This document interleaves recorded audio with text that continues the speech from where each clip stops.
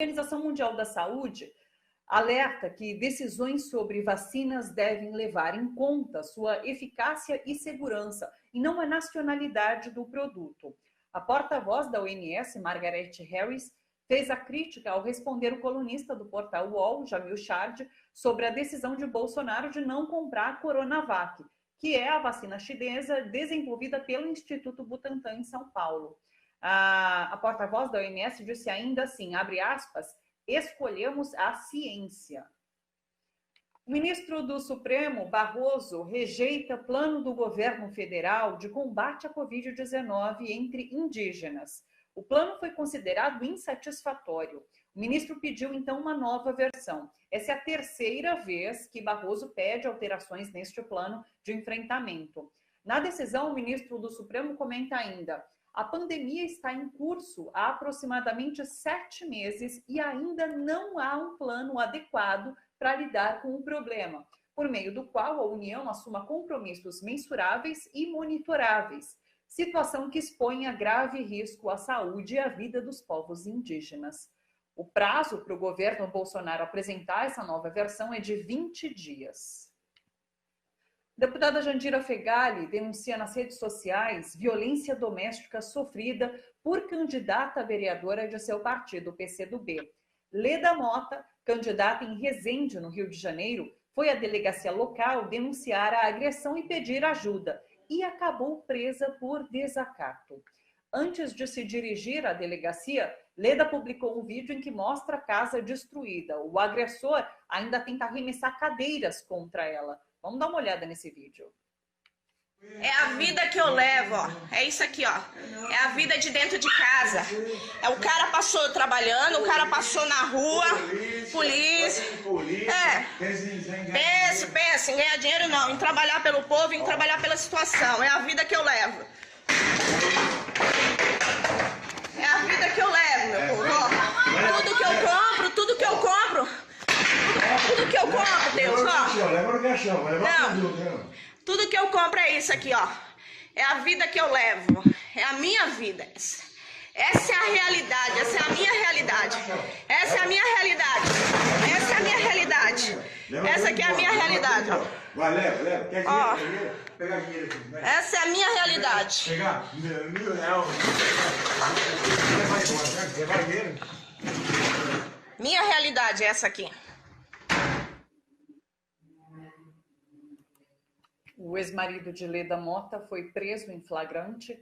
Leda passou a noite numa cela na delegacia. Em nota, a defesa da candidata afirma que, com o tratamento recebido na delegacia, a vítima foi agredida 2 vezes, pelo ex-marido e pela instituição que acredita estar acima de qualquer crítica.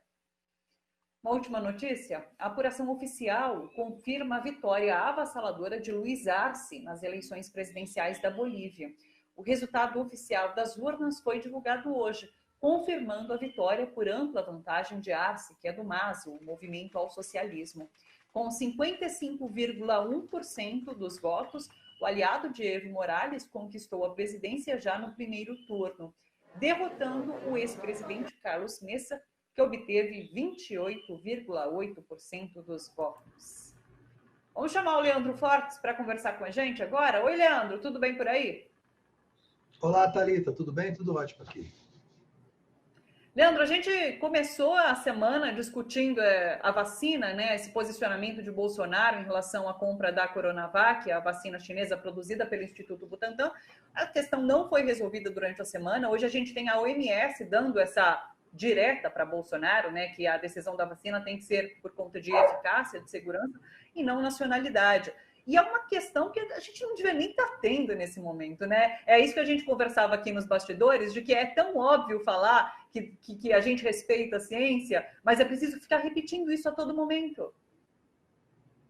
Pois é, Thalita, a gente vive tempos muito estranhos da relação do homem, da sociedade, com a ciência do Brasil. Outro dia estão rolando enquetes nas redes, já saíram, inclusive, pesquisas feitas de forma acadêmica sobre o que as pessoas acham se a Terra é redonda ou não. Essa é uma discussão do século XVI.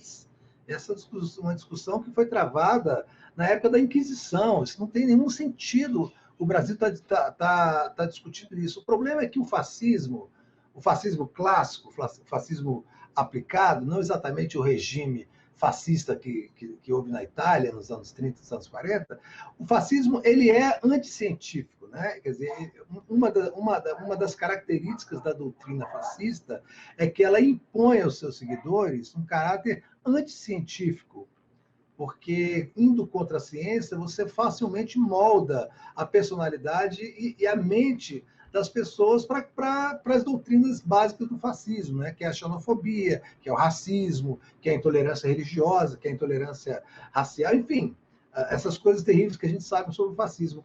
E não à toa que o bolsonarismo, que é o fascismo tropicalizado, ele trouxe com ele essa carga de desconfiança em relação às ciências, em relação a... eu soube hoje que vai ser lançado, ou está sendo lançado, um filme, o Borá, né? Não sei se ele é uma comédia chamada Borá, que se passava no Afeganistão, não, no Azerbaijão, e o Borá 2, eles fizeram algumas entrevistas com políticos americanos, entrevistaram aquele ex-prefeito de Nova York, da época do ataque às Torres Gêmeas, o Rudolph Giuliani, e ele diz numa entrevista que o vírus é chinês e que aquilo foi montado para acabar com a civilização ocidental. Então, no momento que lideranças importantes da política mundial corroboram com esse tipo de coisa, é muito fácil para um país colonizado como o Brasil, um país da periferia do capitalismo internacional, dominado hoje por uma política completamente enviesada, ideologizada de extrema-direita, é muito fácil você moldar as cabeças das pessoas com esses absurdos. E é isso que está acontecendo. Em relação à vacina da China, né, o discurso bolsonarista acabou impregnando o modo do governo funcionar. Você vê o Ministério da Saúde. O general Eduardo Pazuello, né, que é um general patético, né, um ministro da Saúde patético. É incrível como as Forças Armadas brasileiras estão tão mal representadas no governo Bolsonaro. Ele foi humilhado publicamente, ele foi desautorizado publicamente sobre o contrato de compra de vacinas, né, fabricadas pelo Instituto Butantan em parceria com a China. E no dia seguinte ele estava ao lado do Bolsonaro, se comportando, né, como um subalterno, sem nenhum amor próprio, sem nenhuma dignidade, sem nenhuma hombridade, dizendo que uns mandam, outros obedecem. É esse o nível da discussão que a gente tem no Brasil. Isso é completamente fora da discussão da questão científica, né? Não se trata mais de ciência. Pra você ter uma ideia, a gente fica discutindo terra plana no Brasil, tem um ministro terraplanista, que é o ministro Araújo, das Relações Exteriores. Esse ministro, ele é apoiador daquele Olavo de Carvalho, segue aquele cartomante que é guru do governo Bolsonaro, e ao mesmo tempo tem um ministro que é o único brasileiro que existe, um brasileiro de toda a história do Brasil, que realmente viu a Terra do espaço, que é o ministro Marco Pontes, da Ciência e Tecnologia. Ele viu que a Terra é redonda. Então, assim, é uma contradição enlouquecedora essa. Você tem um ministro que viu a Terra redonda do espaço e tem outro que diz que a Terra é plana. Significa que esse governo ele não tem nenhuma consistência ideológica nem científica, razão pela qual, né, o presidente chega ao absurdo de falar que não vai comprar a vacina porque ela é chinesa, não porque ela é cientificamente comprovada ou não. Isso se aplica à ciência, mas você estava falando sobre como é perigoso que essas figuras oficiais, que o governo oficial dissemine essas mentiras e corrobore com essas mentiras. Eu vi agora que o Tribunal Superior Eleitoral está com uma campanha para que as fake news não influenciem nas eleições agora. E eles escolheram como garoto propaganda o jornalista Alexandre Garcia, que tem defendido a cloroquina em todos os meios, enfim, Então, assim, essas fake news e essas pessoas estão infiltradas em todas as áreas desse governo. É incrível. Não, eu não sabia disso. No momento que o Tribunal Superior Eleitoral escolhe o Alexandre Garcia como garoto propaganda, para qualquer coisa, tá, Thalita? Não precisava ser fake news, não. A opção já é equivocada. Né? Alexandre Garcia é um arremedo de jornalista. Ele nunca foi um jornalista de verdade. Ele é um subordinado a interesses de patrões da grande mídia e sempre se portou como tal. Foi porta-voz da ditadura militar do governo Figueiredo, né? Foi demitido depois de uma entrevista vexaminosa numa revista de mulher pelada, onde ele posava nu, enrolado em lençóis, dizendo que era o garanhão do Planalto, no final dos anos 70. E sempre foi um serviçal, um sujeito absolutamente sem nenhum escrúpulo, e que fez a defesa recentemente da cloroquina, quer dizer, ficou disseminando uma fake news, né? Uma notícia falsa, produzida pelo maior produtor de mentiras do país, que é o presidente da República. Então, assim, a confiança, a credibilidade de uma campanha como essa já começa totalmente desacreditada, é zero. Não tem a menor condição de alguém acreditar nessa narrativa, nessa propaganda, como uma coisa séria, com esse Alexandre Garcia, que é um sujeito deplorável, né? Uma figura das mais deploráveis, talvez, que existam no Brasil e na mídia brasileira. E aquela live de Bolsonaro com Pazuello ontem, que Pazuello fala, não, um manda, o outro obedece, né? Justificando o que aconteceu. O que você achou daquilo tudo? Ô, Thalita, essa live ela é mais uma prova de que as Forças Armadas brasileiras precisam ser completamente reestruturadas na sua formação. Né? O que nós estamos vendo de uma maneira muito triste, muito constrangedora até, é que os oficiais generais das Forças Armadas são pessoas completamente desqualificadas. São pessoas completamente degeneradas do ponto de vista intelectual. São pessoas inúteis, no fim das contas, que aí passaram 40 anos sugando recursos do serviço público para chegar e se transformar nessas pessoas que fazem parte desse governo absurdamente incompetente, fascista, antipopular. Né? As Forças Armadas brasileiras, na sua origem, né, o Exército Brasileiro, ele foi criado para ser o braço armado das elites coloniais no Brasil. E ele nunca perdeu esse ranço. E uma outra figura das Forças Armadas, uma outra figura do Exército Brasileiro, destoou dessa doutrina, como o exemplo mais clássico é de Luiz Carlos Prestes, mas teve também o capitão Lamarca durante a ditadura, mas são muitos raros. E os oficiais nacionalistas que existiram até os anos 50, que fizeram parte da campanha de defesa do petróleo, o petróleo é nosso Brasil, esse perfil, ele não existe mais. O que existe é um contingente de militares brasileiros completamente descolados da realidade, alienados totalmente da realidade brasileira, né? Incapazes de compreender a dimensão da política e da posição do Brasil no mundo, são subordinados da pior forma possível, né? São servis a forças estrangeiras, como se mostrou nesse exercício feito na Amazônia, para impressionar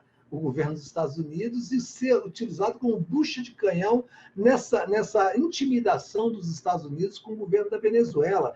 Então, assim, as Forças Armadas brasileiras precisam parar de envergonhar o país. Elas têm uma missão muito importante. E certamente, Thalita, tem gente boa ali dentro que está sendo calada, que está sendo garroteada, né, para que essas outras pessoas, esses generais helenos das vidas, esses generais pazuellos da vida, se mostrem e se vendam nesse governo terrivelmente incompetente, que é o governo desse presidente da República completamente demente, um imbecil completo, um idiota total, que está conduzindo o Brasil para o abismo econômico, para o abismo sanitário, para o abismo político e para o abismo moral, que talvez seja o mais profundo e o mais grave de todos eles.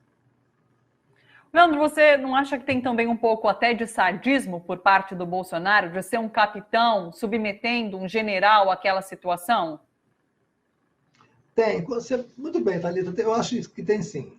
Nunca racionalizei muito bem isso, mas se você parar para pensar, ele foi um oficial do Exército medíocre, né? Que foi expulso do Exército como capitão, foi reformado, na verdade, como capitão por problemas mentais e que deve ter jurado vingança em algum momento contra os oficiais, contra os superiores que o expulsaram de lá. E ele está exercendo isso de uma forma completamente sádica. Até porque ele é um sádico, né? A política genocida do... Peraí que tem uma música aqui. A política genocida do governo Bolsonaro tem a ver com o sadismo, tem a ver com êxtase e quase que uma excitação sexual que Bolsonaro tem com a questão da morte, né? Do sofrimento, da tortura, do suplício. Né? Nenhum torturador e nenhum amante da tortura passa ao largo desses sentimentos. Quem admira a tortura sente prazer com isso. Isso tem uma relação, obviamente, freudiana, né? De prazer sexual, de prazer físico, em ver o sofrimento alheio, em ver a morte alheia, em presenciar e comandar processos que gerem sofrimento e morte também. Aí você fica vendo esse general Pazuello sempre muito apertado dentro dessas roupas, né? Ele não se conscientizou ainda que precisa comprar roupas mais largas, ele usa as roupas certamente quando ainda era major, e com essa cara, né? Com essa cara fazendo esse papelão. É uma coisa tão ridícula e que envergonha o Brasil, que envergonha as Forças Armadas. Eu espero que um dia eles consigam fazer uma autocrítica em relação a isso, viu, Thalita? Essa cara dele não dá para saber se é por conta da doença, porque ele está contaminado pela Covid, ou se é realmente perturbação por conta desse cenário criado por Bolsonaro, né? Enfim. É uma figura patética, Leandro, muito obrigada. Muito obrigada mais uma vez. Um beijão para você, bom final de semana, até semana que vem. Um beijo grande, bom fim de semana para você e para todo mundo.